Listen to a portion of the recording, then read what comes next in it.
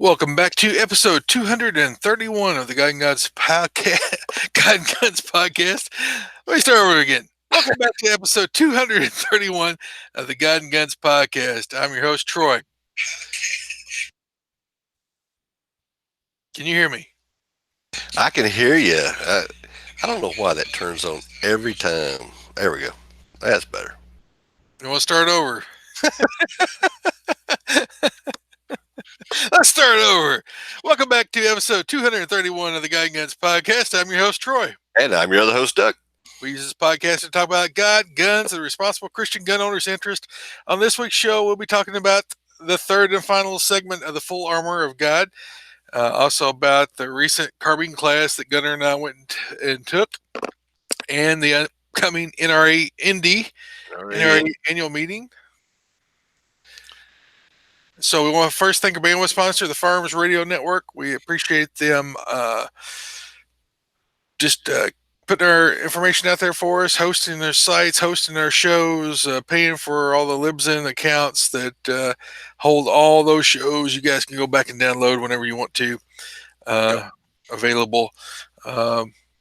So we appreciate them. And also crossbreedholsters.com. You've heard us say it before. If you're carrying a gun in your vehicle, on your person, or you got one in your purse, hey, carry it in a Crossbreed. Check them out, crossbreedholsters.com. Carry the cross. And we got one more. ammo.com. ammo.com. If you are looking for some ammo, some good prices on ammo, check out our new sponsors, ammo.com.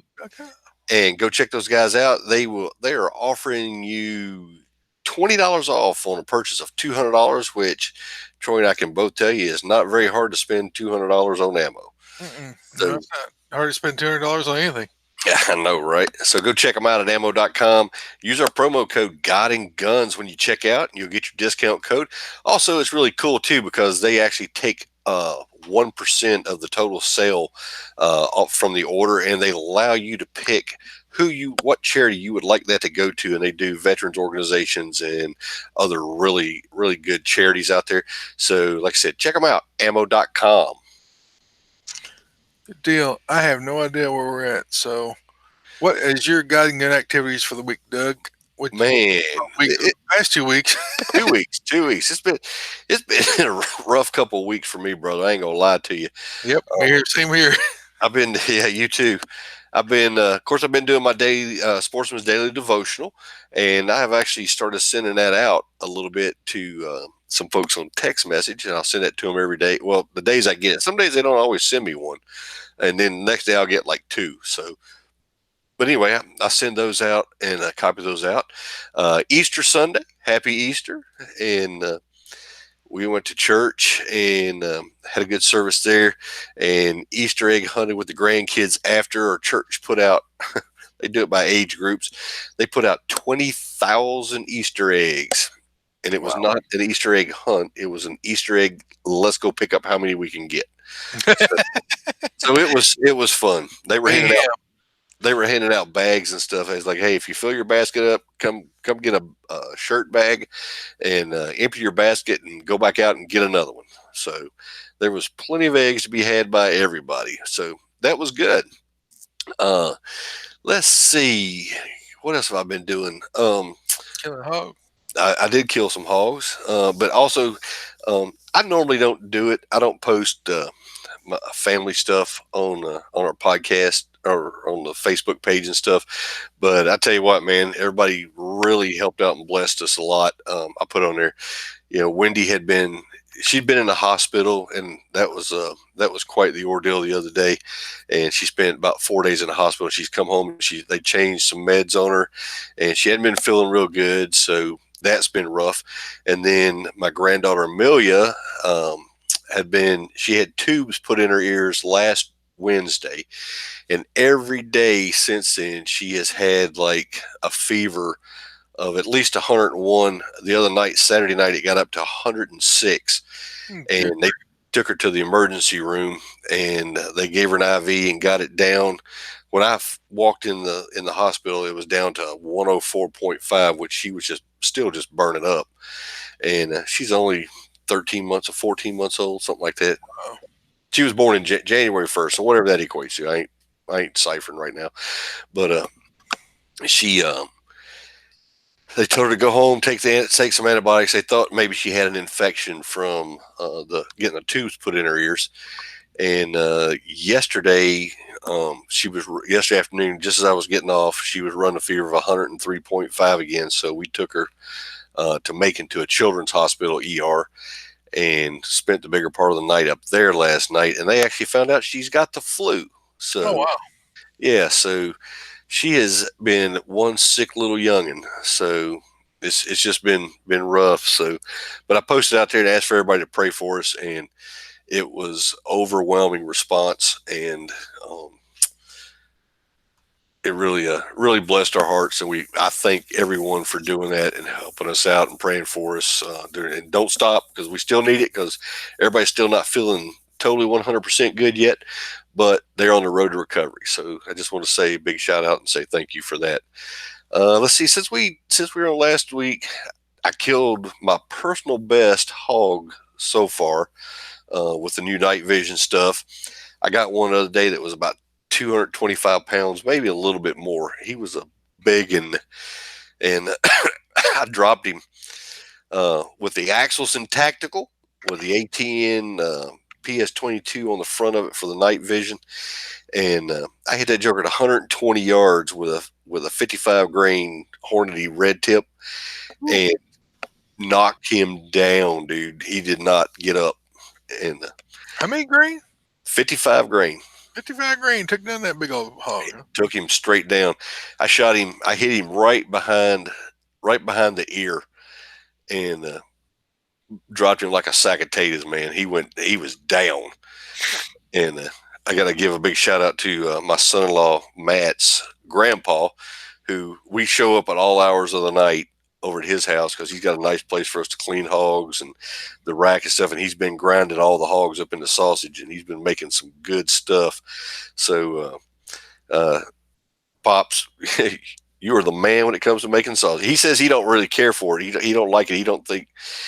He keeps comparing it to this place that he goes to buy sausage somewhere here in Georgia that has like the best sausage around, I guess. So he's comparing his to theirs, and he says his just doesn't compete. But to me, it's off the chain, man. I told him last time, I said, just add a little bit more pepper to it, a little red pepper. And I said, we'll be there. And he did. It's some good stuff, man. So he has been doing a good job for us. And like I said, we call him at 11, 12 o'clock at night. We're like, hey, we just shot one. Can we come over? He's like, come on. He turns the light on out to skinning rack, and we go out there and skin it and quarter it and get it all done up. And rock on.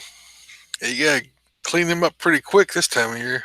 Yeah, luckily we killed that one the other night. It was actually cold. It was about 40, 45 degrees the other night when we killed that one. Oh yeah. And my son-in-law, it was funny. I built him a new 308 AR-10 from Palmetto, and he got it sighted in. He's got what's your night vision you got on yours? You got the 4K, right? ATN, yeah, 4K. He's got the one right below that. He doesn't have the 4K. He's got the 5x12 ATN. I can't think. There's your cows. I can't think of the model. But anyway, we were just getting ready to leave, and we walked out the food plot down to the road that goes up to the top of the hill toward the other gate, and there's a feeder up there as well. And I laid my gun up on the rest, and I'm looking through it, and I'm like, man, I said, there's a pig standing up there. He's like, where? He started looking through his, and he's looking, couldn't see it. I'm like, he's right. I see he's broadside right in the road. I see he's right in front of the feeder. He could not see that hog. And I told him, I said, man, he's turning. I said, can you shoot him? He said, I don't see him. I said, you want me to take him? He's like, if you got a good shot, pow! I let him Didn't get it out of his mouth. He didn't even much more get it out. He said, I was going to tell you before you shot, let me plug my ear on that side so you didn't blow my ear out. But Too late. I'm like, man, you got to be quicker than that. You tell me, you know me, man. I'm trigger happy. I like to pull the trigger. if you tell me to go ahead, you ain't got to get it out real good. I'm done. I'm done squeezing. Yeah. He was done. So I'm sitting there. I'm like, he's down because it takes a minute. It's almost like in that night vision. It's almost like shooting a muzzle loader Mm-hmm. during the daytime. All the smoke that you normally don't see from an AR or something when you shoot it, but in that night vision, that green, it's like a big cloud of smoke rolls over like a muzzle loader. So it takes a second for it to get out from in front of the barrel. I told him, I said, he's down. I said, you see him? He's like, I still don't see him. He never did see it, hog. I gave him my gun, and he's looking up there, and he still couldn't see it. I was like, he's laying right in front of the feeder, and he couldn't see it. And I looked through his gun, and as soon as I looked through it, I picked him up, and I could see him fine. I was like, I don't know, man. I don't know what deal. He just changed from glasses to contacts, so I don't know if it had effect on him or what. But as soon as I gave him his rifle back, and he started looking through it, he goes, man, I see him right there now. I said, he's bigger than day. I see him. Perfect. So he redeemed himself a couple of days later. He was over by his. Actually, he was over without me, but one of his cousins had came in from Virginia and wanted to go pig hunting. He's 13 years old. He'd never done it before. And Matt was he killed two. He killed a pretty good sized sow and then about a 60-pound oinker, man, that was running around with him, all the little baby ones. And he was about 50 pounds. And we had a big cookout the other night. We had pork 3 ways to Sunday. I fried some pork chops and made some sausage. And what else did I do with it? Pork chop sausage and we put those little back hams on the smoker and smoked them. So it was pretty good. Good time, man. Deal. Is that all you're stuffing? It is. But before we move on, I want to say one more thing. So we're going to talk about the NRA in a minute, but I want to give a big shout out to Anthony Calandro, who is running for board member in the 76th as 76th director. He is endorsed by the NRA. He is an outstanding guy. You've heard us talk about him lots of times on the show. He has one of the nicest ranges you will ever go to if you're ever in New Jersey, which, unless you live there, I can't see any reason for anybody to go to New Jersey, but you can't take your gun with you. It's a pretty state if it weren't for the politicians. Yeah, it is. Nice people there. Yep. He's got a beautiful range up there in Woodland Park. And he is running for board member. We need somebody like Andy. He's a master instructor.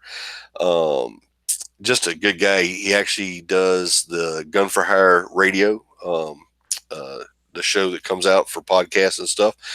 And he's just an all around good guy. I want to give him a shout out. If you're a voting member, if you're going to the NRA and you're a voting member, please vote for Anthony. He is like I said, a super good guy, and he will keep the guys at the NRA straight because he doesn't take no junk, and he says what he thinks. So super good guy.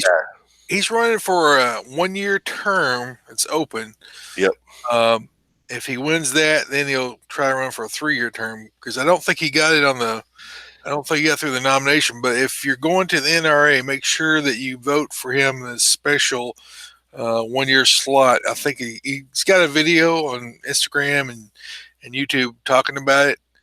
But if you're an NRA member that has as a life member or has been a member long enough that you get voting rights, I think it's 2 years or something, 2 or 3 years, then you get voting rights. But make sure you stop in, you go vote, and when you go to the annual meeting. And speaking of the NRA, I'm going to be there. I'm driving up. I mean, it's only 2 hours for me to get to Indianapolis, minus rush hour traffic in Louisville. So I'm going to leave out Odark early on Friday morning and be up there all day Friday. I'm spending the night downtown there somewhere. And then I'll be there most of the day Saturday till I get tired enough. I think I need to start heading home.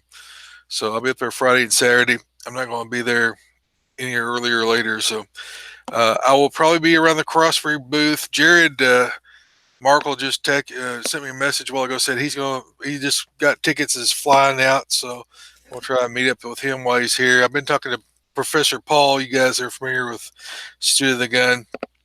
Paul Markle, he's going through his treatment. He started that this week. And so you guys pray for him. and I've been talking to him about some different things, just trying to encourage him too. So need to remember him in your prayers. Yes. Our other buddy Adam Kraut is running again, Oh, is he? so we will see how that pans out. So on my God's side, church security Sunday, my security team is starting to melt away again, so I'm going to have to recruit some more people. I don't know. It seems like they're hot and strong there for a little while, then they don't like the mundane, and I don't know. I think people just get burned out of it, and then they just don't show up. So I've got I've got to recruit some more. I'm going to be in there every Sunday again. But I got some good guys, and just they got lots of things going on and distractions and family members ill and funerals and all that stuff. But uh, we had Easter service, and my daughter served in nursery, young starter for a while. And then the rest of the family was in church, and I was in security. It was an uneventful day, even though over in Sri Lanka that all those people died from all those bombings. Oh man, I tell you Yeah, what. we pray for our brothers and sisters, Christian brothers and sisters over there in Sri Lanka. And I mean, any of these countries where the Muslims are the majority, that can happen. Well, it can happen here in the United States. I mean, uh, bombings occurred back in the 50s and 60s in the southeast, so it can happen anywhere. So it's not only guns you gotta worry about; it's bombs and just crazy people everywhere. So I'm really getting off the topic here. All right, so daily Bible reading. Been reading the Bible a lot lately. Like Doug, I've had spiritual attacks for the last 2 weeks. I mean, at one point this last week, I guess it was on Friday, um, I had three different things going. I had uh, an issue going on with a family member, uh, an issue going on with um, a church thing, and an issue going on with somebody driving up beside of our fence and start shooting at our cows. And it's just like, I mean, within like 4 or 5 minutes, I get all three of these messages. And then I've got a friend that I was praying for. I was just got done talking to him, and some other things I can't really go into because it involves my family. But it was a very hard week, and I knew that I must be over the target because the devil has unloaded four fiery darts right into me within within about 5 minutes. And I remember just stopping and I'm looking up at the sky and I smile and say, "Okay, God, I know I'm being persecuted here, so I know I know I'm over the target. Help me stay focused and not lose it, and not go crazy here." But it's been and Krista's been sick since before we went to Florida to take my parents down. She had the flu, influenza. I can't remember if it was A or B, but she had one of the flus.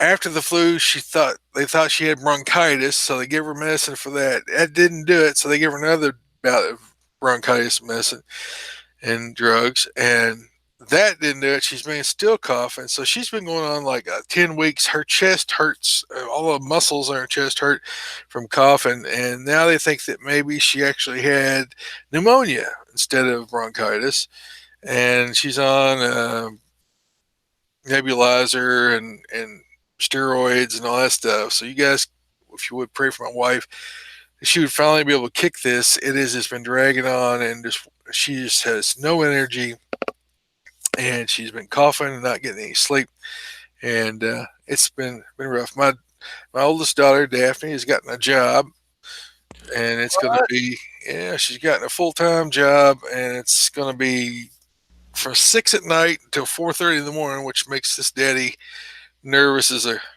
cat on a hot tin roof, and Holy cow! and it's a drive that she's got to do on the interstate. So you guys be praying for her, praying for me, And I've been over at Kentucky Gun Company for about 4 hours today trying to find options for her because she's not old enough to carry a pistol yet. So she needs a long gun that's short. And so I went over and looked, and Short, long gun. yeah, outside of a KSG shotgun, which is 800 and change, I didn't find anything that I was comfortable with. I did look at AKs because there were some underfolder AKs, but they were all really bad manufacturers, ones that have bad reputations. I didn't find anything that was of the money I wanted to spend suitable. What about a shotgun? Well, Could you you got handle like a shockwave? well, you can't have a shockwave. Shockwave's same as a pistol. You have to be 21. So it's limited the same way. A pistol grip shotgun has now been redefined as a pistol. So your old Mossberg 500 cruisers with pistol grip 18 and a half inch barrels now defined as a pistol. ATF did that for us. So that is out of the question. So then you're looking at a folding stock shotgun. Those things are garbage. I've not found one yet that is any good. The bullpup design, the Keltec KSG is about the only thing, but that thing's a monster. Plus, it's pushing $900. I'm like, I saw they had some. Kentucky Gun Company had a bunch of stuff. I had two guys going around trying to find find me something. It was a 410 pop shotgun. I said, but it's 30 inches long. She can't wheel that around in a car. Yeah, I know. That's what I'm sort of thinking. Keltec sub, man. I think that's where I'm going to go. That, or I've got a Mini 14 folding stock that is a lot of firepower. But if she fires it off in her car, she's not going to have any hearing or windows. It could cut some blast off that. Her eardrums will go flying away, which would be bad. But it's better than her going flying away. Yeah. So that's sort of been my quandary today. I know the guys over at Kentucky Gun Company, those guys, I've been up every aisle, looked at every gun, looked at every option. I mean, next February she's going to be carrying a pistol, of course, but until then, to keep her legal, it's going to be some kind of long gun, and I'm thinking it's probably going to be the Keltec. Is probably the only option at this point. But I was seriously looking at those AKs, but then every one of them looked at wasn't any good. Only one that had any promise or looked like they had any kind of pedigree was the Arsenal, but it was so beat up, I didn't want. I don't know what they've been. They've probably been shooting steel case, and I don't know how it was a reused one, and then it was beat up, and then they still want $900 for it. Holy smoke! Yeah, and the only reasonably priced ones were not very good quality. The fit and finish was horrible. And was it just because it had a folding stock on it? What's that? No, that was a standard stock. I've actually got an AK Magpul Furniture folding stock and forearm here, and I was just going to buy a standard stock and then convert it when I got home. But I didn't find anything worthy of. I didn't want to blow $900, $850 on a used beat up Arsenal. I'm thinking I could probably find one somewhere else, but people say that the AKs are climbing up beyond the AR prices. Oh yeah. So I was like, well, I mean, I could build her. I've got the parts here to build an AR carbine, and I could put the law folder on, but you can't shoot with the law folder. You can't shoot with it. It's folded position like you can with the AK. So I'm rambling on. I'm wasting y'all's time, but that's where my brain's been today. Went and looked at ATVs. I was down checking fences. I had another tree break out the top and fall down and smash another section of my fence. So I was going around checking fences yesterday. We've got an old Polaris Ranger 6-wheeler. It's got two sets of the wheels in the back. I don't know if you see them. Got a dump bed on it. That's we use it around the farm. That's what I got. I don't have a 6-wheeler. Yeah, we went down through the I went down through the creek, and where the combine I went through, they made some ruts in there. I mean, those ruts are every bit 24 inches deep. Those big old tires on those combines, they're. Mm-hmm. And so I'm driving through the high spot.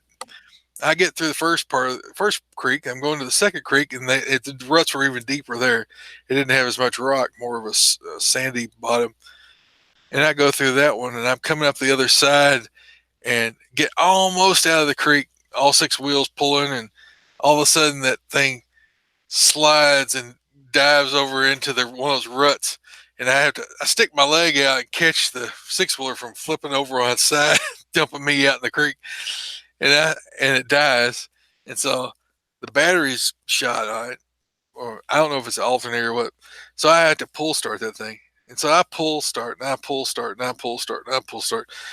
I bet I pull start that thing 50 times trying to get it started. I get started, I get started, and I try to pull up, I try to back up, and then I couldn't get it all the way up the side. I would never climb it. So I put it in reverse. I'm going back across. And so I get halfway across the creek, and I get hung up on a rock. And so I'm in the middle of the creek, and it dies again. I got water up to the top of my boots. And I'm out there pull starting, and as I'm pull starting, I can hear it bubbling. Finally get started, backing up out. I had to move around back and forth, back and forth. That old Ranger, it's 20 years old. I don't know how many hundreds of, probably I don't know how many thousands of miles of woods and creeks and swamps that I've taken that thing through. It's just a beast. But I think its days are done. So I stopped over and looked at some Kubotas and some new Polaris Rangers when I was over in Bardstown today.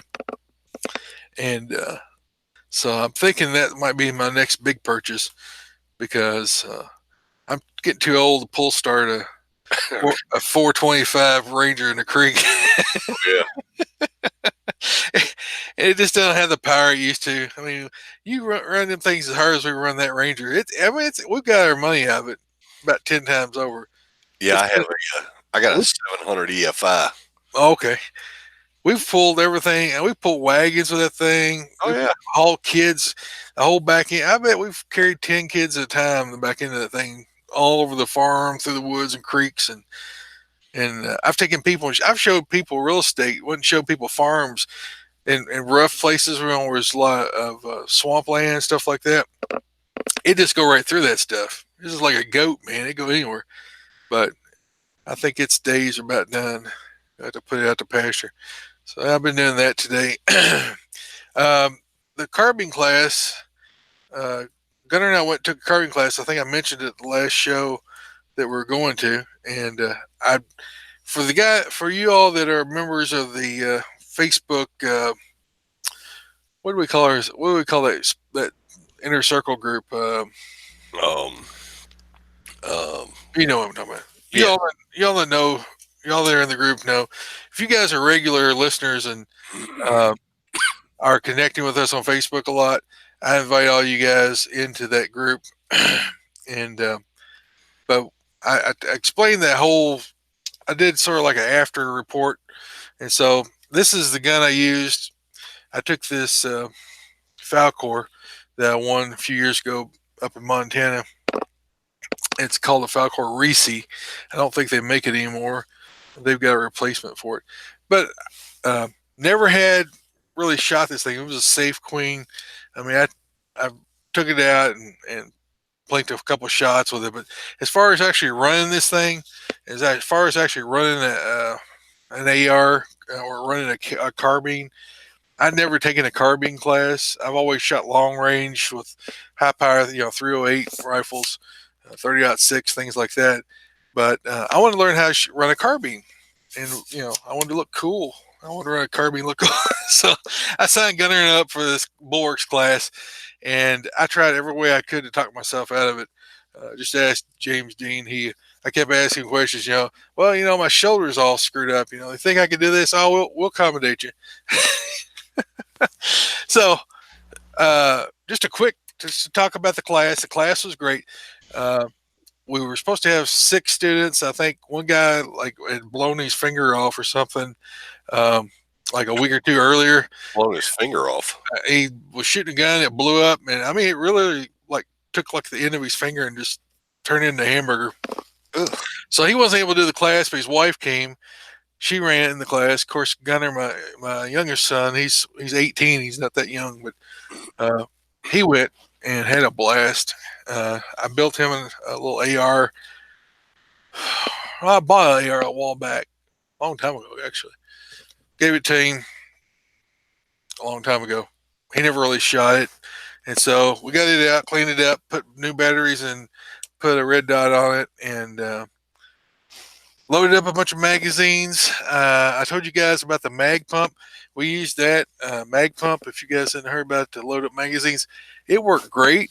We were able to load our magazines in no time. It's got a hopper. You can just Google it if you want to know more about it. We got the plastic one that worked through the whole weekend. It was Gunner and I both were loading magazines. We were they ran two different teams, so when I was shooting, he was reloading. When he was shooting, I was reloading. And so we used the thing a lot. I used a EOTech. I don't remember which model this is. I think a 516. It's the one with the AA batteries. Works with night vision. I like it because it's got AA batteries. You can find them at any gas station. And so put that on there. But I think these are Magpul backup sights. Never used them other than sighting it in. We ran all kinds of different magazines. I had Lancers.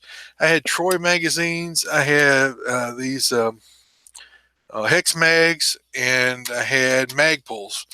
And we just loaded them up with whatever 55. I had 55 grain 223, and I had 55 grain 556. And Gunner's was a 556, and this is a 223.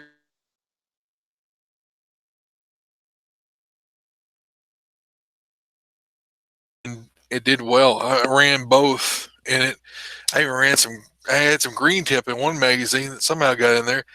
We weren't shooting steel or anything, but it was. I didn't have any trouble with it at all. Once we got zeroed in, the first day I went out and shot. They scored us cold. Came in, we ran that FDS, FDHS, some acronym. I don't know what it means, but it was that carbine class where the carbine drill, where you start out like 5 yards, you move back to like 15, you move back to like 30, then you move back to like 50, and you're shooting at you shoot like 2 shots at 1.5 seconds and 3 shots at 2 seconds or two. It was switched around. So you blow a whistle, you got a second and a half to pull up from a low ready, take 2 shots on target. And then if you missed, or I mean, not if you missed, if you didn't get your shots off, you could make them up on the second part. So it's you'd have to go to the class to understand it. But the first day I scored first round I scored a 72 cold. That means that before the class ever started. And then we went back and they scored us at the end of the first day. I scored a 76 and Gunner scored a 72. And then that night, first day I had some things break and things not work. Biggest thing I was having was ammunition failures. Primers were not detonating. So I had the course of the day. I had the first day I had 3 primers not fire. I had the spring in the dust plate break on this Falcor. And what else did I have happen? There was something else. This mag release is an ambidextrous on this Reese, and I don't like it. It's small. I don't know if you guys can see it or not, but it's really small. It's triangular shaped, and it's not like any of the other mag releases have got anything. So it's really, really hard to find blind. So that was one thing I found out, and it's got it's got the bolt release here on the right side too. So it's ambidextrous. It's got it on both sides. So when I was looking for a place to put my finger, a safe place to put my finger, I was hitting the mag release. I was hitting the bolt release. There's no good place to put your finger, So you got to put it up here on this little ridge. And I found that the second day, but they don't like you putting your finger in front of the trigger because if you pull your finger, then you can pull the trigger and shoot. Mm-hmm. So make sure this thing is clear. But sort of getting lost in the light there. There he goes. But I did find that the spring here was really a pain in the butt to get back in. So I got home, I got back to the hotel, didn't go home, and I had spare parts kit, upper spare parts kit and lower spare parts kit. So I dug around, got a spare spring out for that, and was able to, after about an hour of dinkering around, replace the spring in here. Because part of your functions check is you go through and you look and you make sure that the bolt's clear, make sure it's seated, make sure your safety's on, and the last thing you do before you close your dust covers is make sure everything looks good, the bolt's forward, and you make sure that everything's clear. And the last thing you do is you close that dust cover. Well, that thing wore out quick. I mean, it was flapping around. It would bang out and come back and snap shut. And they would say, "Well, you didn't have a round fart." I said, "Yeah, I farted around." And they're like, "Well, your dust cover's closed." I'm like, "Yeah, but it bounced and came back." So that happened. The Spring other loaded. the other thing is this trigger is a Geisley trigger. I mean, it's a really nice trigger. I mean, it's a flat Geisley trigger, and let me tell you, that thing is so light that I was having, I don't know if you call it negligent discharge, but just to take the shot and then looking at the next shot, and it would go off just thinking about it. It was so light, and so as far as a gun to run for that class, I would not recommend the Falcor Reese unless you've had a lot of experience shooting it. So a lot of that's my fault. I would say the majority of the gun not behaving as I was expecting it to was my fault. Because I hadn't been running the gun properly. I hadn't been running the gun. I hadn't tested the gun. I mean, literally, we went out the day before the class.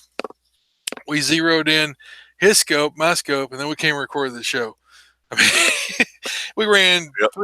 three magazines through them. We were shooting at 50 feet and making quarter size holes at 50 feet. We thought, all right, they're good enough for the class. Let's go. So into the second day, I told Eric, I said, I don't know if this thing's zeroed good enough for the class. I mean, I was shooting really good, but I was not confident because my shots were low. They were in the A zone. They were in the range I needed to be at. But instead of being at the top of that, the little 1 inch wide, about 7 8 inches tall, thoracic down to the middle of the chest target, they were hitting right in the middle or low, and I was aiming high because the offset at short range, the offset from where your red dot is to where the bullet hits, is pretty dramatic when you're up close. When you get further out, it's not so dramatic. But so when you're shooting, you got a 3 or 4 inch drop from where your red dot is, as opposed to where the bullet's actually impacting. So I was aiming here at the bottom of the chin. I was still hitting down mid to low in the chest range.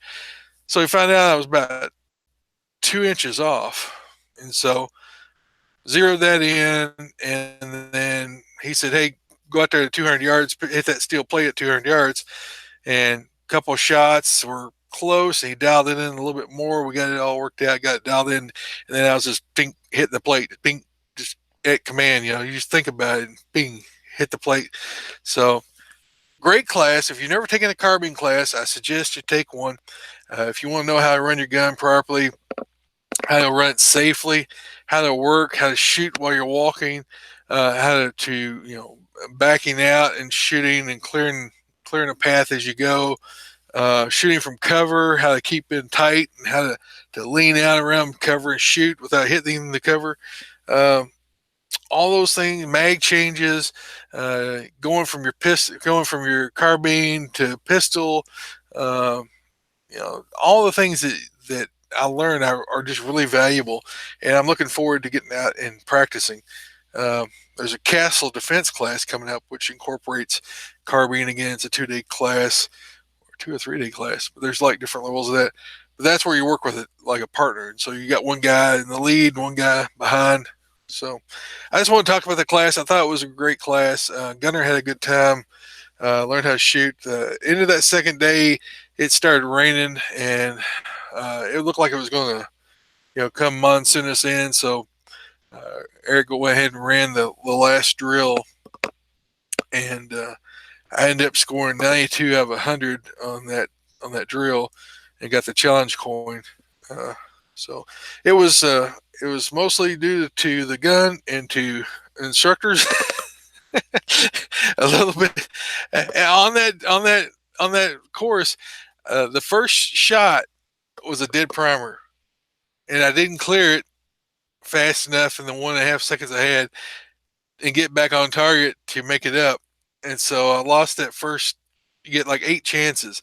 You get two at the short range. You get two at the mid, two at the uh, further back, 30-yard, wherever, and you get two at the furthest back distance.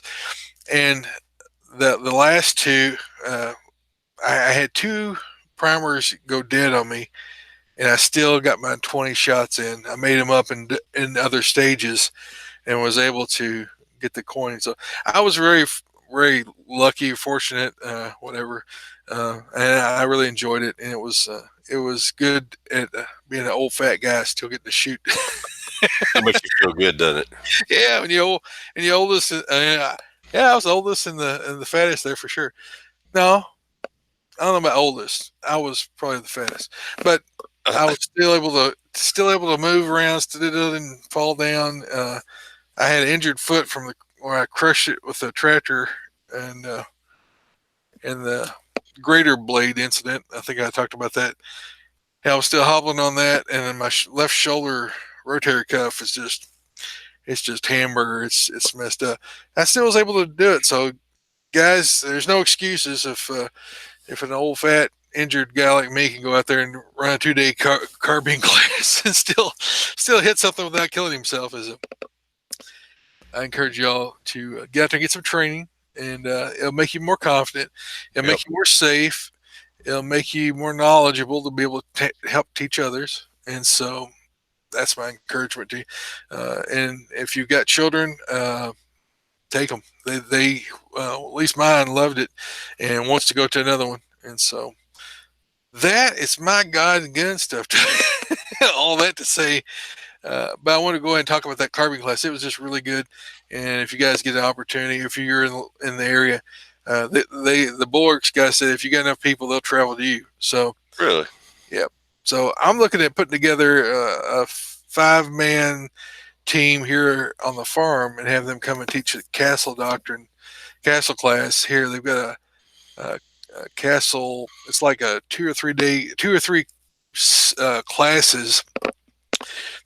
It's like home defense, team training. So like running a team of 4 guys, 5 guys, how to to clear buildings, clear houses, how to set up all kinds of defensive positions, things like that, and how to work together and as a team, uh, you know communications together, what things mean. All that.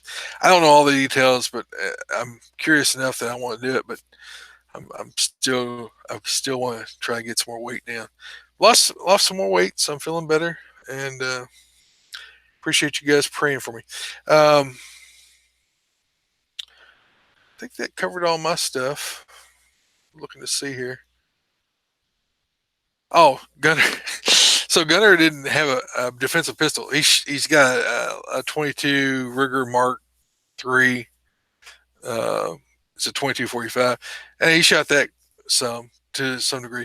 But I was reading the requirements before the class, and I looked and said, you should have a backup gun, a pistol, in a holster for the class. That would be part of the class.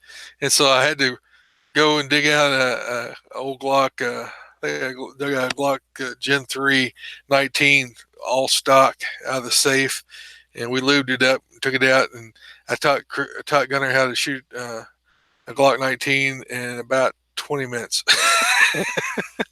And he did great. He shot during the class, had no problems, did great about not covering himself. I goofed up in the class, and uh, you have on I have on a chest rig.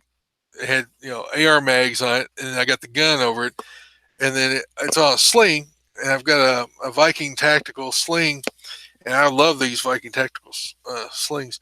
But so your gun's out like this. So in order to clear the scope and everything, I had to bring my hand around this way. Well, I brought my hand out around the AR as I was drawing the pistol and flagged my own hand.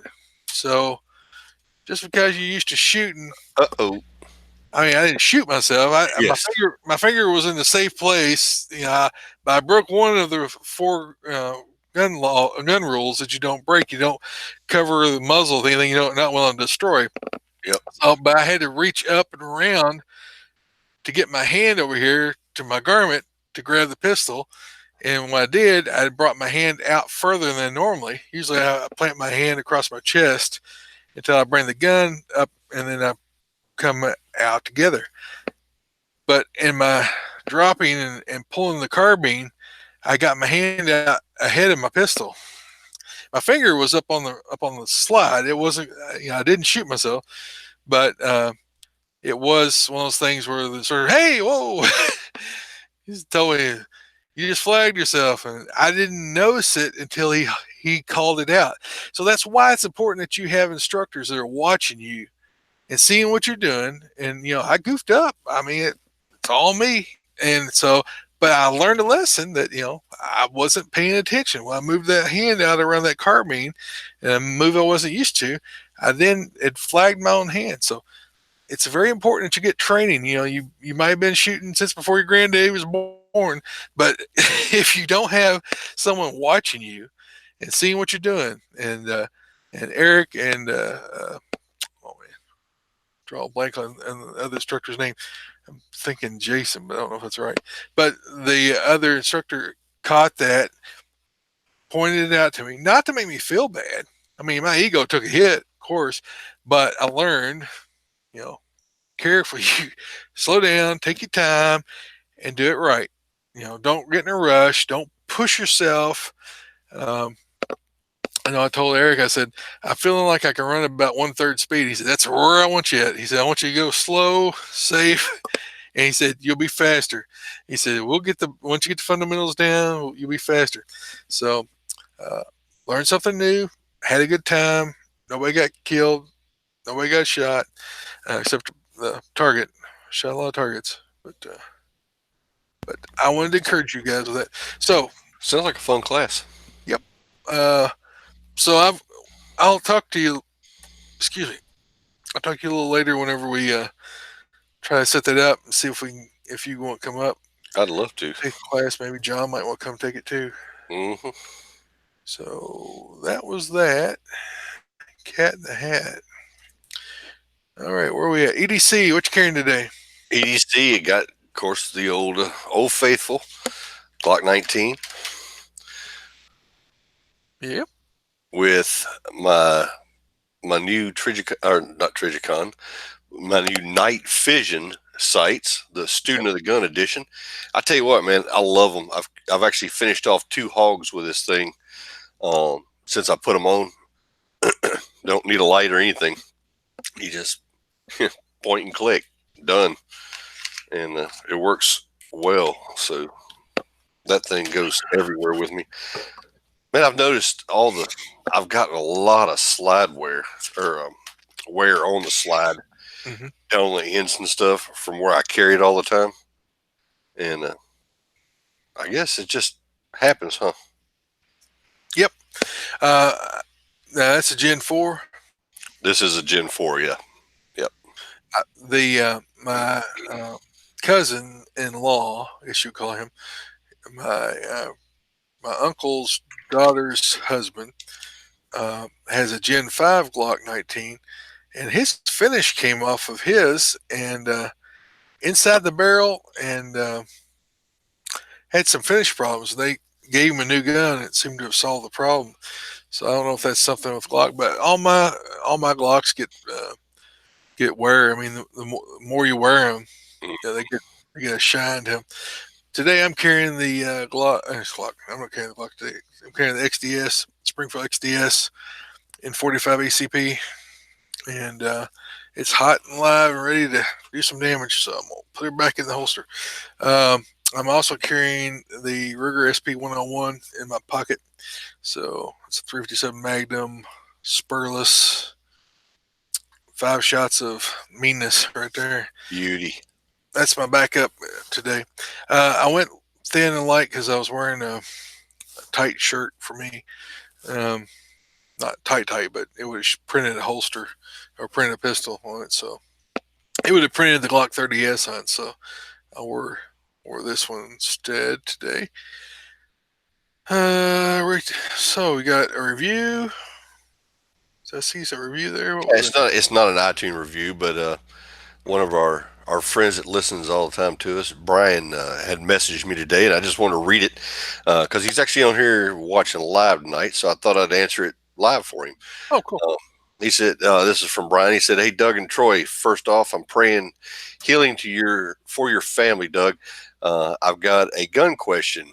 I know Doug is a big bird hunter, and I've got the opportunity to go dove hunting with my friend's family in September. I know you love your Benelli, but that's a bit out of the budget for a shotgun. I've been seeing the Stoeger M3500, some same internals as a Benelli, but at a more friendly cost friendly range. I might try to do some duck in the future, but dove first for sure.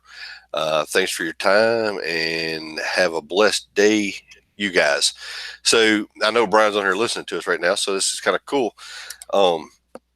So I'd emailed or messaged Brian back, and I told him, I have a Stoeger M3000 that I carry as a backup gun when I go to Arkansas that I let people use if something happens to their gun, and it works great.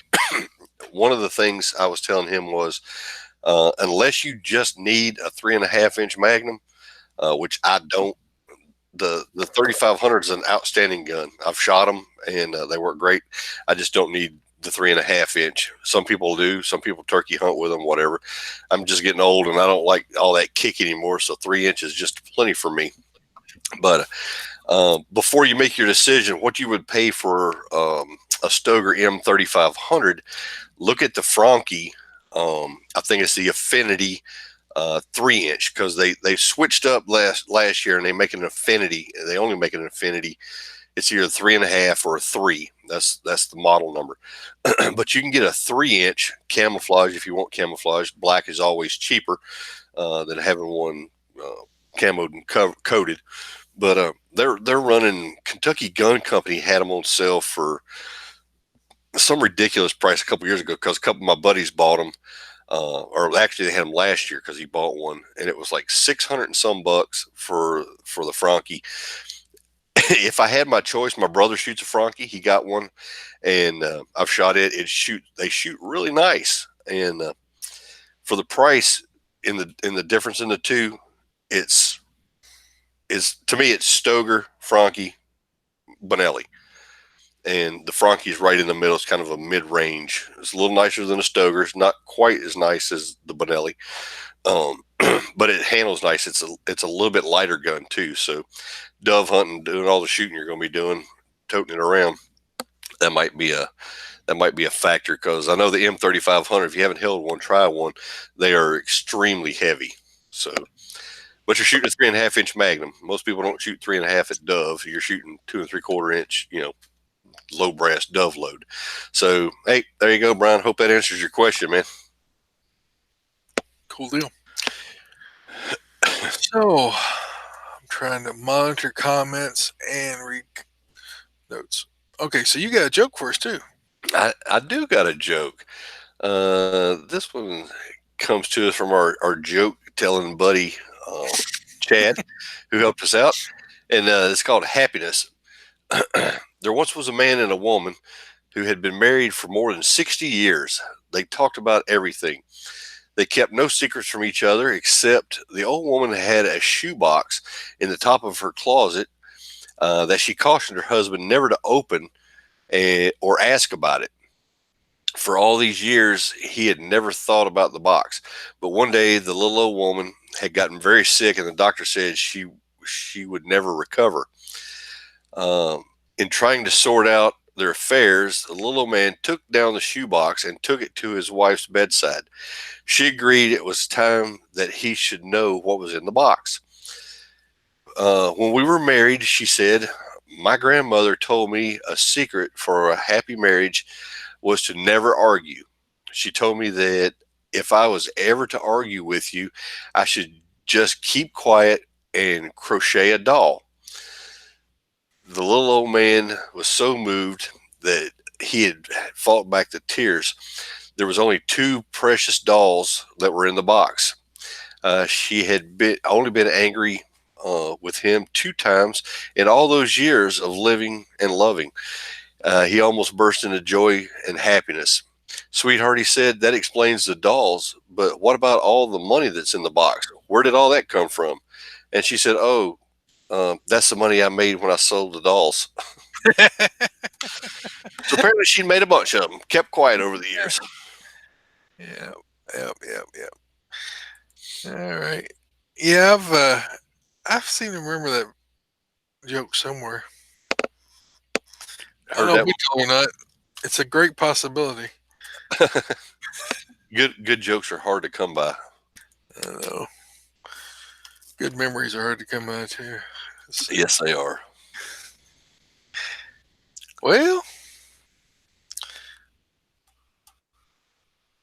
all right. So Bible verses. We're going to wrap up the full armor of God, and I am really disoriented, guys, because I don't have my notes all together. Ephesians 6 verses 10 through 18 is going to be our source tonight. We've read this in the past two series, and this will be the final series tonight. We talked about putting on the full armor of God, and I'm just going to go ahead and read it again. I know that you guys have heard the last two shows. I won't read it again.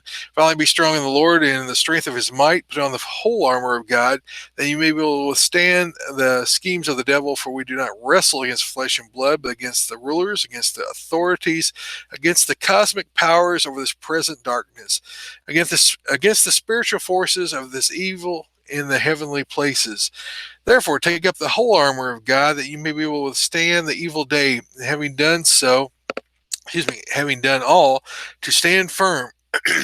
Stand, therefore, having fastened on the belt of truth, and having put on the breastplate of righteousness, and the shoes for your feet, having put on the readiness given by the gospel of peace. In all circumstances, take up the shield of faith, with which you can extinguish all the flaming darts of the evil one, and take up the helmet of salvation, the sword of the Spirit, which is the word of God, and praying at all times in the Spirit with prayer and supplication.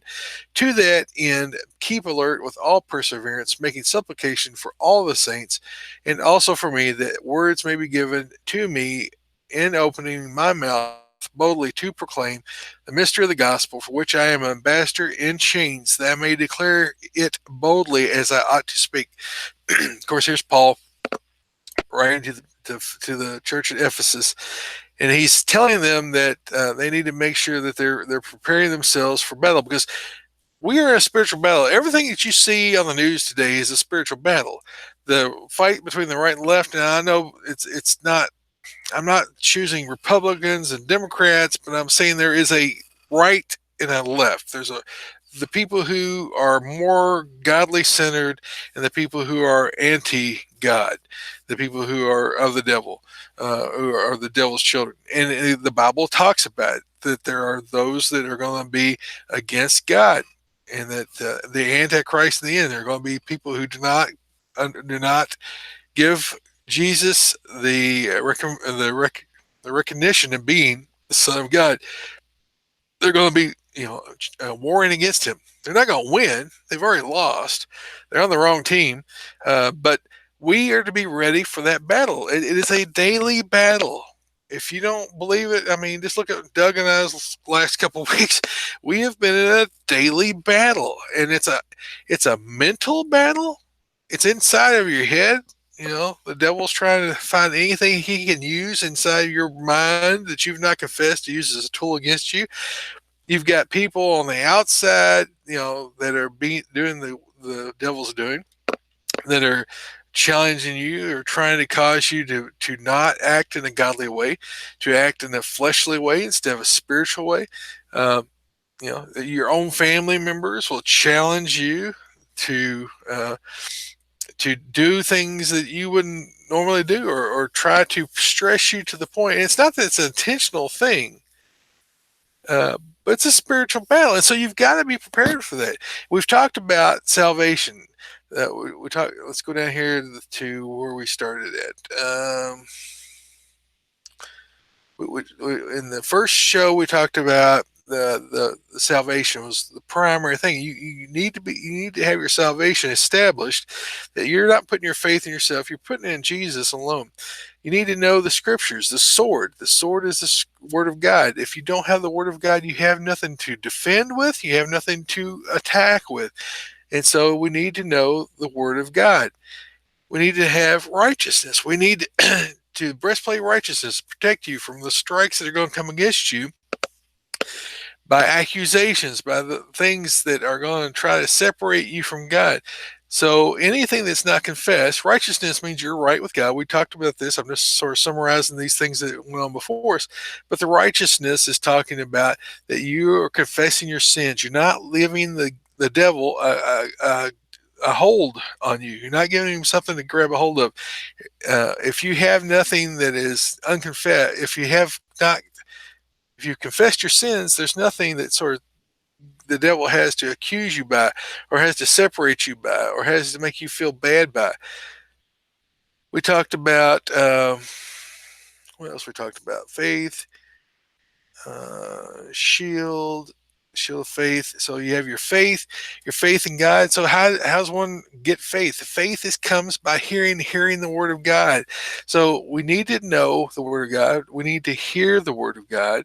We need to hear good preaching. We need to hear good instruction, and we need to make sure that we are building our faith. And you build your faith by doing what God calls us to do and seeing how he handles the situation. And so you can look back at, I think a prayer journal is a great way to build your faith.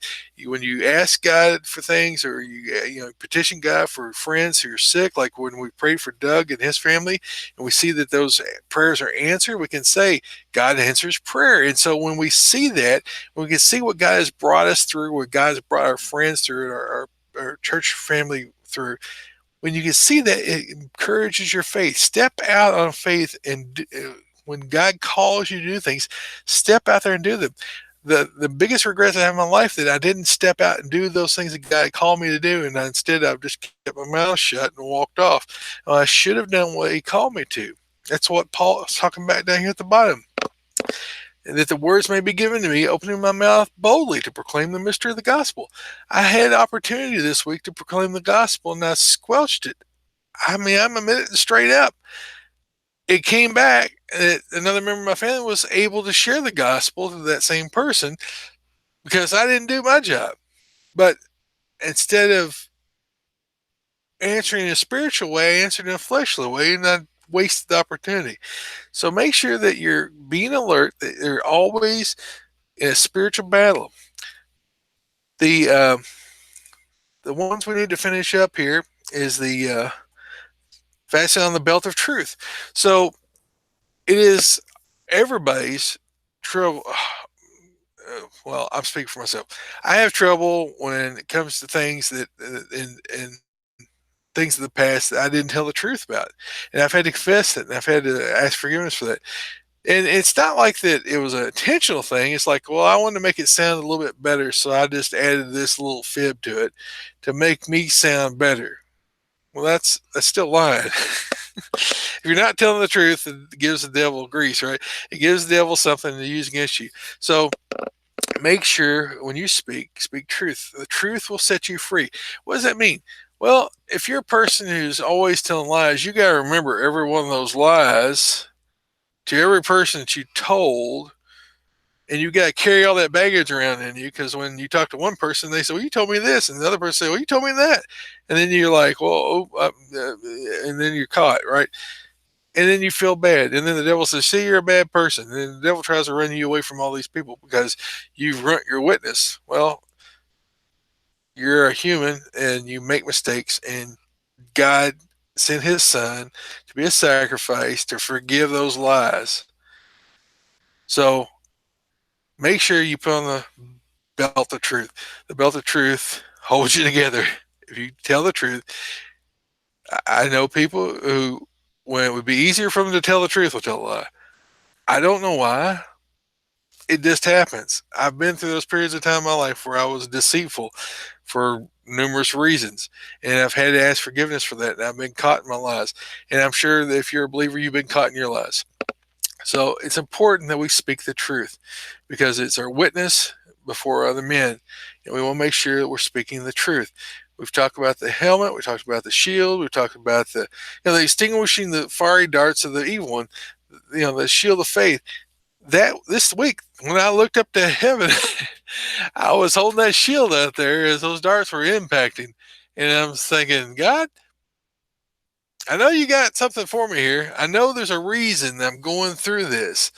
Uh, Help me to see it.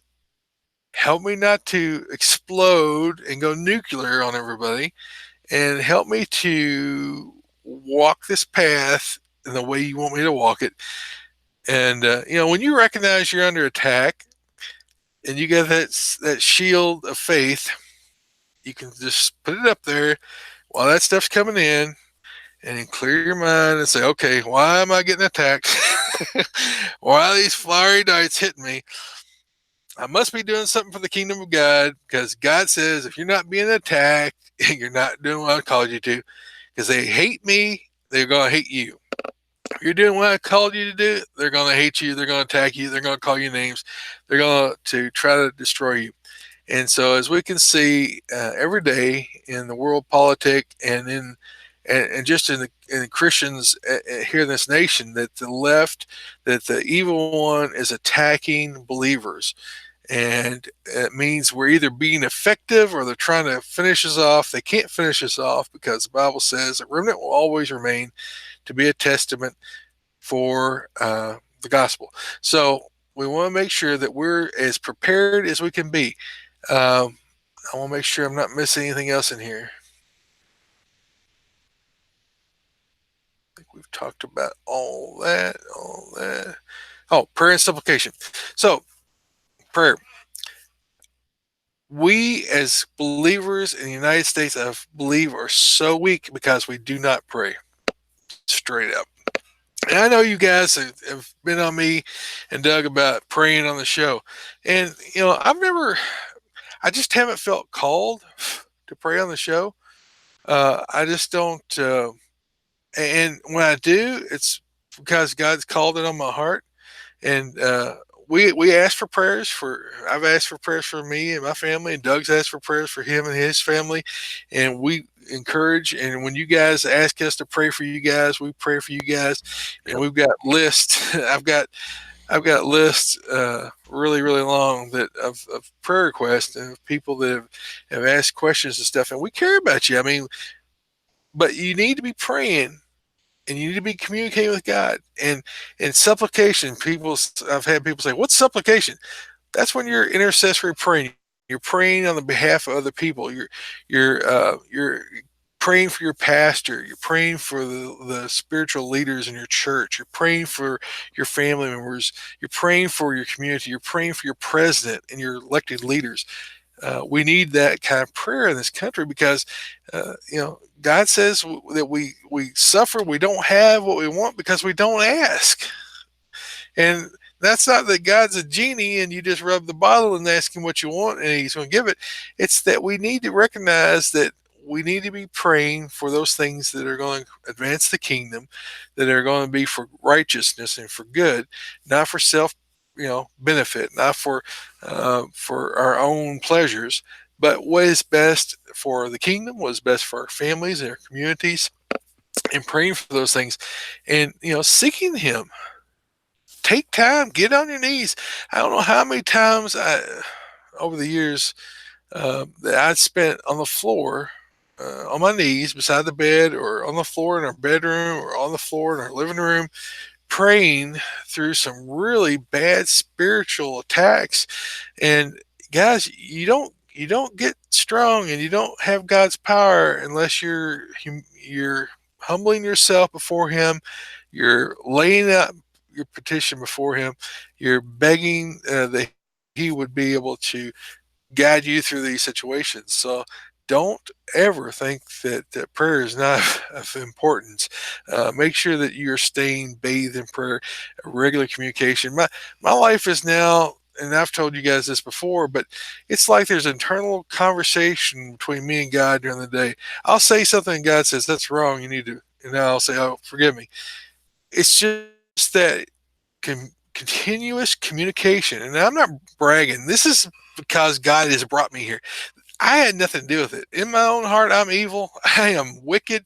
Uh, Apart from God spending his time working on me, trying to change my heart, trying to change the way I think, trying to change my behaviors, trying to get rid of this sinful desires of my body, it's God's work in me. I'm not bragging on me. I'm bragging on God. Okay, that God has brought me to the point where I'm continually, when I say things, that God is convicting me of that, or God is saying you need to do this, and I'm like, okay, and I go and do it, even though I don't want to, because I know that God has given me opportunity before and I failed. So all that to say this: uh, put on the full armor of God, and it's a process. It doesn't happen like that. It's something that you gonna have to work on. You're gonna have to spend time at. You're gonna have to seek Him with all of your heart. And in that process, the process of sanctification, He's going to start changing you into the image of Christ on this earth. Okay, it can be fast or it can be slow. It's just dependent upon how willing you are to die to yourself and give God the controls. And so I just encourage you guys with that. Ephesians 6 verses 10 through 18. And if you have questions, hey, send me messages on Facebook or whatever. Um, if you're not in the inner sanctum group, I forgot what we've called it. Uh, The elder group. Elder group. Okay. If you're not in the elder group, there's a couple questions you got to answer. If you don't know the questions, you probably don't know us well enough to be a part of it. So you can submit, and if you don't get accepted, that's because you need to listen a little bit longer. Because it's the guys that have been with us through thick and thin and have helped us and chastised us and lifted us up in prayer and have been supportive of the show. So uh, I've got that sort of sitting there for people who've really helped us out. So it's not just anybody that wants to be in there. You gotta have you gotta be a person of respect and not some kind of troll. We're not gonna let a bunch of trolls in there to cause havoc, because that's all they do. All right, so we've talked about the full armor. That's the last of our segment. We'll try to do another segment of some kind of topic. If you guys have any suggestions, let me know about that. We've already talked about the carbine class and the NRA annual meeting in Indy. It's the last thing we've briefly talked about that. Doug, you're not going to make it with Wendy and all, are you? I'm probably not. No. Okay, so I'm gonna be there, Lord willing, and things don't change, which could happen with the week I've had, 2 weeks I've had. But as of right now, I'm going to be there Friday and Saturday. I'll probably be at the Crossread booth. I don't know if anybody's going with me from my family. In the past, they've said they wanted to go, but when it comes to standing, I got a gnat that's driving me crazy. When it comes to standing on your feet 10 hours a day for a couple of days, I think they might wilt. So there's no real good places to sit. And it's a lot of walking there in Indy from the parking area to the what is that? It's Lucas Oil Stadium or something like that. Mm. So we'll see. If they come, then you guys might meet some of my family members. I don't think my wife will be coming because she's still sick. My daughter, oldest daughter, she's starting work tomorrow. She went today for orientation, and then she starts work tomorrow night. So you guys be praying for her that it would go well for her, please. And what else we got here? That's about it. You got anything else, Doug? We got the NRA arm system coming up, and Yep. we're going to talk about the ways you can help us out. Ammo.com/God and Guns. You get $20 off of $200 when you use our link. Um, there's other things about ammo.com or show notes. We won't push that a whole lot tonight. Uh, what else we got? Patreon. We got a bunch of Patreon guys. I've got to change the. I got reported by somebody about Patreon because we were doing the swag giveaways, and they said I can't do the swag giveaways because that's a sweepstakes or something. What? Which I don't think that's a sweepstakes. It's just I'm giving away swag that has been sent to us and things like that. So Patreon's threatened to pull our account. So I appreciate all you guys that give.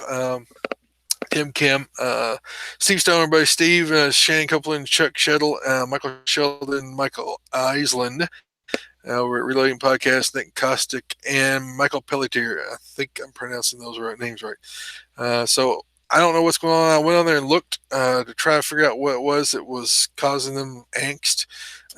So maybe it's just gun people. I know there's some other Patreon people like there's a guy that gives away silencers and stuff to his Patreon people on drawings. So I would assume he would be in the same boat. A lot of the Patreon people, when they have things that are given to them, they give as part of the giveaway for the Patreon guys. They just pass it along. Yeah, and so I've not been soliciting a lot of expensive toys and things because I really don't want the responsibility of having to be.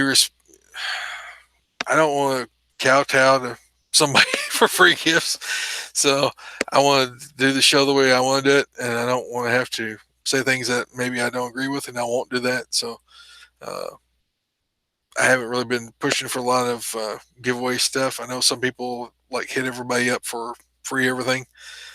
Doug and I just aren't those kind of people. But if people want to send us stuff to give away, we're happy to do it. And those like Crossbreed gives us things, and uh, that's about it. Some other people give us some stuff, but like the NRA, I get tons of swag and end up having to pack it around. So I bring that home and give it away. What else we got? So you can join the NRA using our link. I know the NRA is really uh, giving us some grief, but they're still the spearhead guys. They're the Mm-hmm. biggest. They're the biggest gorilla in the room. So uh, join them. Join the Second Amendment Foundation. Join Rocky Mountain Gun Owners. Join. What else is it, Doug? Second Amendment Foundation. Second Amendment Foundation. So join anything that you want to join, but make sure you join the NRA too. I mean, it's not much, guys, to be an NRA member. No. I've been an NRA member since I was a kid, and Doug and I are both life members, and I kept going up till I got to benefactor just because I wanted to have my rights unmolested, and they're back after our guns again. I mean, you can see the push again. Socialists are pushing for it. So, as much as the NRA leadership right now is stinking, let's get Anthony Calandro in there. Let's get our buddy, who else is in there? Adam, uh, Adam in there. And but Kennedy, was it Tim Kennedy? He's a good guy. And then DeVore, if you like anything outdoors, anything sports related, anything hunting related, use our DeVore link. If you sign up using our link and you buy something, they'll send us some love, which they did this last week. I think one of you guys signed up and bought something. Hoplite Armor, our buddy Lyman Bishop up at Hoplite Armor up there in Montana. has got body armor, every kind you need. And if you use our link, he'll again give us a little bit of love. Zija, I use Zija, and it's the way I keep mobile. It helps with inflammation. If you guys have had to deal with inflammation, if you are into that CBD oil, that cannabis oil stuff, I don't know if it's cannabis oil, it's hemp oil or whatever. It is, not the kind that makes you dopey. It's the kind that helps with inflammation and stuff. Zija now has those patches. They've been beta testing, and people are loving them. My brother-in-law actually has been on them for like 3 days, 4 days, and says they're great. That his pain has gone away like immediately, and he's got all kinds of pain from. He was a industrial welder and has like lots of problems with carpal tunnel and feet problems and stuff from working on concrete and steel for years and years and years and years. And this, he said, this stuff is the best stuff he's ever had. So if you want to know more about that, just go to guidingguns.myzj.com and you can find out more about that. You're up. All right, crossbreed holsters. You've heard Troy and I talk about it. We both carry Super Tuck Deluxe. I actually carried in my Super Tuck Sunday with my Glock 19 and had my shirt tucked in because that's one of the good things about crossbreed. If you want to tuck your shirt in, you can. And being at church, all you see is a little clip on your belt that's got a little cross on it. So go check them out. Super Tuck Deluxe. They got all different styles for different guns. They're just awesome guns or holsters for your gun. They're very comfortable. As you know, if you got a holster that you're not comfortable wearing and it rubs and just don't feel right, you're not going to wear it. So make sure you get a comfortable holster. Check our buddies out, crossbreedholsters.com, and use our promo code GNG for a discount. Get 10% off when you check out. Also, if you're going to NRA like Troy is, and I wish I was going so bad, but go buy the crossbreed holster. Look up our buddies there. Justin's there. Nathan's there. Carol's there.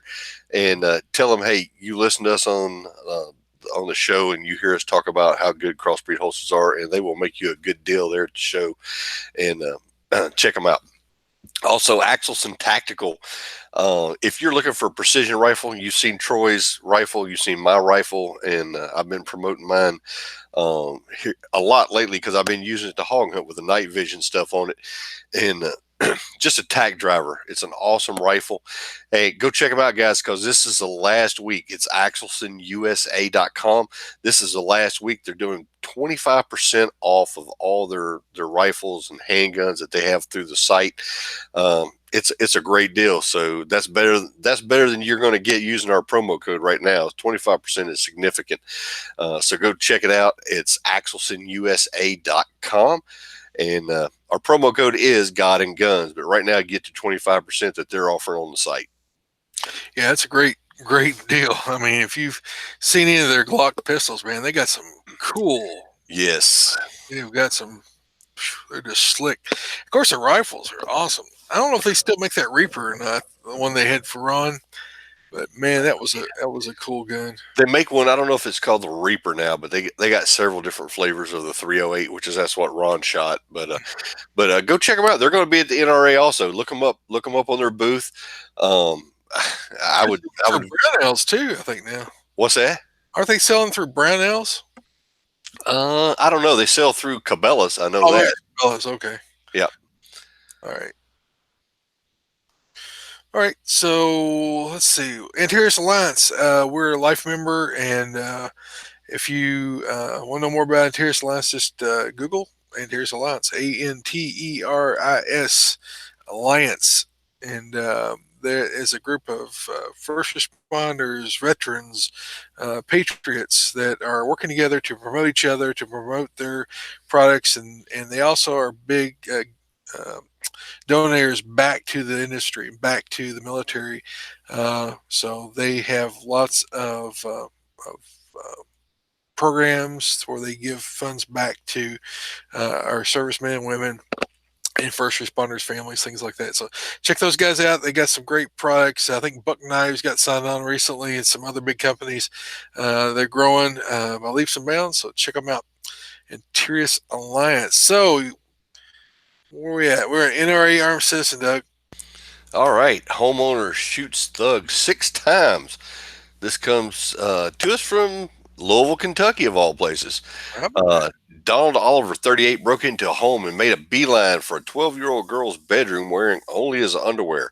Oliver walked into the kitchen of the house and encountered the homeowner, where he was told to get out. Oliver and the homeowner began to fight, and the homeowner was overpowered by the size of the thug. According to the police report, due to the subject's size, he began to overtake the homeowner, injuring his hand. The homeowner then yelled for his girlfriend, who brought his handgun and gave it to him. He then shot the thug 6 times, which caused him to run away. In an interview with the homeowner, he said, "I told him to get out, and he didn't want to move. And then he growled at me. He growled. So he so so he ended up getting shot 6 times. Period." That was the. It was later found that the thug had a small bag of heroin, which could mean he was hyped up on drugs. The thug was arrested and submitted into the local hospital with non-fatal injury. I wonder what he shot him with. Shot him 6 times. I wonder what he shot him with. It wasn't non-fatal injuries, unless he just didn't hit him good.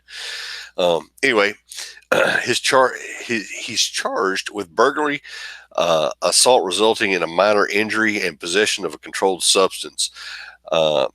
Firearms are a great equalizer. Period. For someone who is smaller or weaker, a gun is a great tool that can be used to protect oneself from a bigger individual. There are countless of stories where firearms was used to stop someone which was much bigger than them. This is just one of those stories. Where'd that come from? It was on the news. Actually broadcasted it here a while back. I actually found it on Georgia Gun Owners, which I'm a member of. Huh, interesting. All right. We're going to wrap it up. Anything else? Shot him 6 times. 6 times in the foot. I don't know.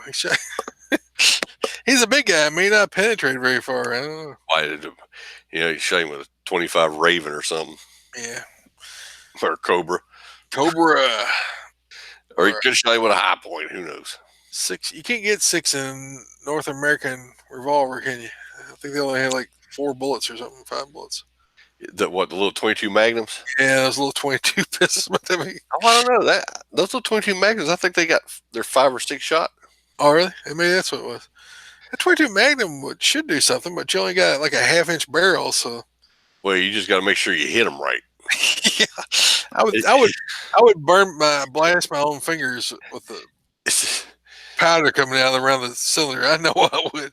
Hey, I posted that picture on one of my forums that I hang out. It's called Night Vision Hog Hunters or something. I can't remember what it's called, but it's night vision guys that hog hunt and that kind of stuff.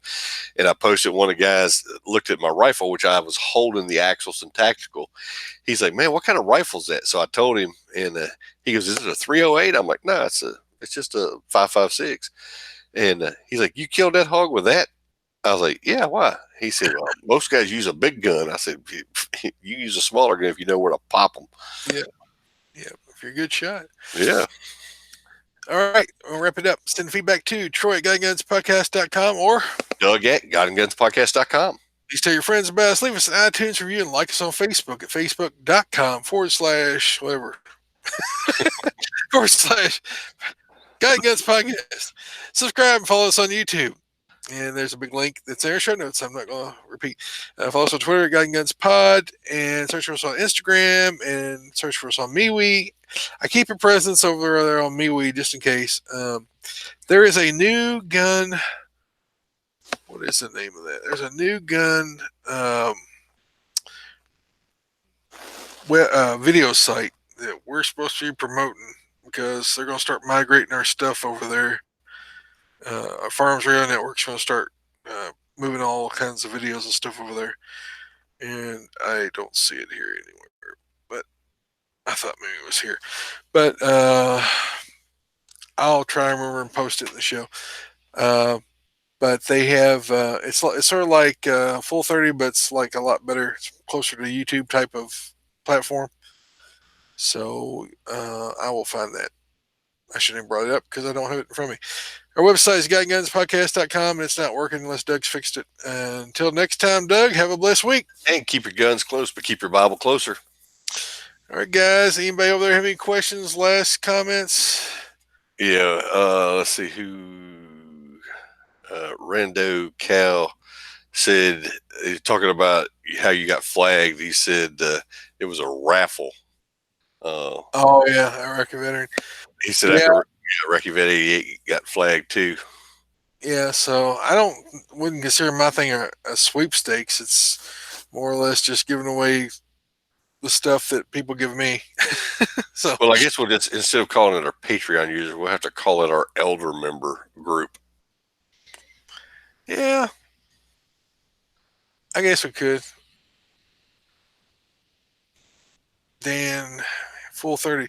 Full 30 is isn't it Full 30? It's a video. Full 30 is the one. That's Yeah, the one that Plinkster's on, isn't it? Don't he use Full yeah. 30? There's several guys over there on Full 30. There's also, I'm trying to think of that name. This is like after the show kind of comments, guys. Let's see. Let me see if I can find that because I thought I put in my notes from that last meeting we talked about. And I went over there and developed a presence for Firearms Radio and for God and Guns. Dan said gun streamers. Those sound, it might be.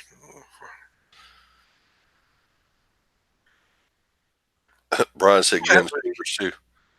Might be. I'm looking to see if I can find my notes from the last meeting. I thought it was here on my phone, but it may not be. Oh well, we'll find it and get it out to you guys. But I've been starting to download the videos from YouTube and archive them over on my something account, Dropbox account. So I'm putting them over there, and I've got an external hard drive. I'm putting them on and making backups. So in case I delete them. Hey, do you have your Kel-Tec there handy or close to you? No, it's my Kel-Tec is in the safe. I got Hey, some parts for it, and I haven't put them on it yet. Go ahead. hey, do me a favor. Let me.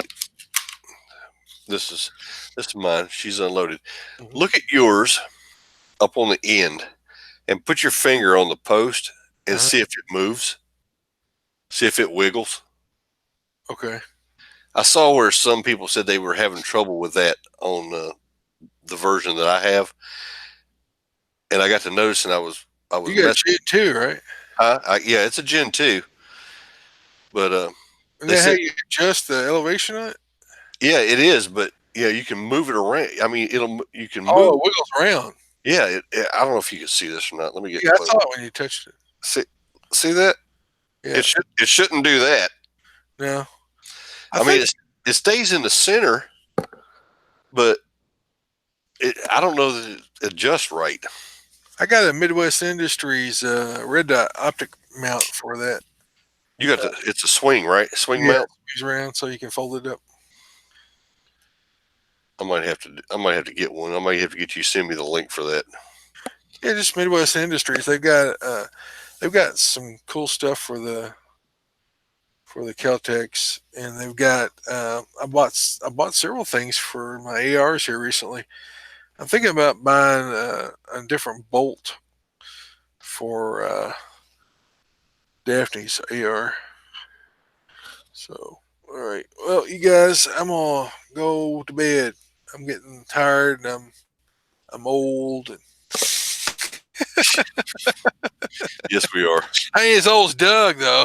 No, you're not. About what, a year and a half? So I'm like, good night, guys. Appreciate you all hanging out with us and watching and talking and making fun of us old guys. Yeah. Good night, guys. Like I said, Brian, I sent you a link, so check that out. If I can help you out, let me know. Good night.